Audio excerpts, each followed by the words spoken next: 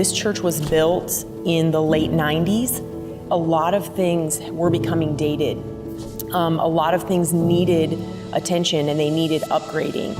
And so we just began praying and we just began developing what do we need to do. It's important to know the culture of your church. And that's what I loved when CSD sat down with us. What about this and what about this? And I remember when Doug said, hazers. And we kind of looked at each other around the table and we knew the culture of our congregation. We use those in our youth worship center, but we just knew that the culture of the congregation for the adults, that wasn't the direction we were gonna go. And they were great with that. They didn't try to push things on us. In fact, they reiterated how important it is to know the culture, the worship environment that you're trying to create, and they met us there.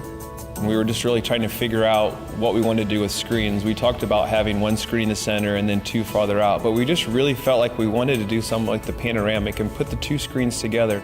The old sound system, you couldn't hear a senior pastor very well. There were certain speakers that were broke. We had sections that were distorted, and now you can hear the people when they speak. You can hear the passion, and even I noticed in worship when Holly sings, you can just hear her passion as she sings a song. Before, that was all lost because we were just trying to adjust everything properly to make our old sound system sound good enough just so people could hear it. I've told people over and over and over about CSD, that for me, it comes down to one thing. There is a balance between production and worship.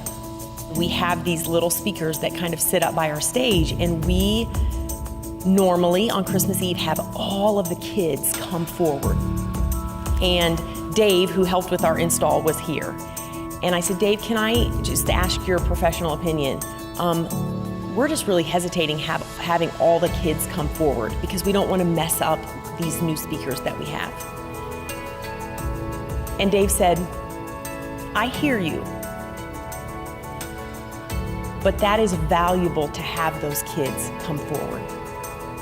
CSD will choose worship over production every single time.